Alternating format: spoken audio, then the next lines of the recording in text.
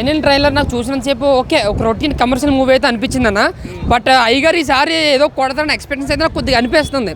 ఎందుకంటే స్టోరీ పరంగా చెప్పాలంటే హీరోయిన్ కోసం ఇద్దరు కొట్టుకోవడమో లేదంటే ఇంటర్వెల్ సీన్ ఎప్పుడు ఆయన కొల్లు పోవడమో అంటే ఒక షార్ట్లో ఆయన కొల్లు లేనట్టు కనబడుతున్నాయి కదా. సో నా ఎక్స్పెక్టెన్స్ ఏంటంటే ఫస్ట్ ఆఫ్ అంతా లవ్ స్టోరీ ఆ జాతర సీన్స్ నడిపి తర్వాత అన్నదమ్ముల మధ్యన గొడవ లేదంటేనేమో హీరోయిన్ చంపేయడం లేదా హీరో జైలుకి వెళ్ళిపోవడం తర్వాత కొల్లిపోవడం ఇవన్నీ నాకు సిస్లంగా చెప్పి ఇదే స్టోరీ అనిపిస్తుంది అన్న. ఒక్క ఆడదాని కోసం ఇద్దరు మొగలు కొట్టుకుంటారని అయితే అనిపిస్తుంది నాకు.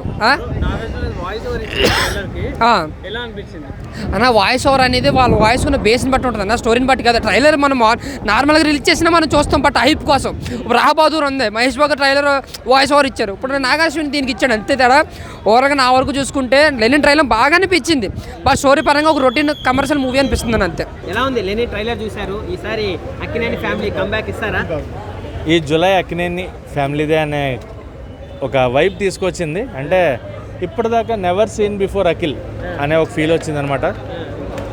అఖిల్ పెర్ఫార్మెన్స్ చాలా బాగుంది. అంటే ఆ ట్రైలర్లో యాక్షన్ ఎపిసోడ్స్ చాలా బాగా చేశారు, యాక్షన్ సీక్వెన్సెస్ చాలా బాగా వర్కౌట్ అయ్యాయి. అండ్ ట్విస్ట్ ప్లాట్ మహాభారతం అన్నారు కాబట్టి ఆ మహాభారతానికి సంబంధించి ఆ కురుక్షేత్రం దానికి సంబంధించి అంటే మనకు తెలుసు మహాభారతం ఎవరి వల్ల జరిగింది, మహాభారత యుద్ధం ఎవరి వల్ల, ద్రౌపది వల్ల. ద్రౌపది మీద జరిగిన అఘాయిత్యానికి అత్యాచారానికి సంబంధించి. సో ఇది కూడా ఆ ప్లాట్లో ఉండే కథ అని తెలుస్తుంది. సో మహాభారతం అని చెప్పారు.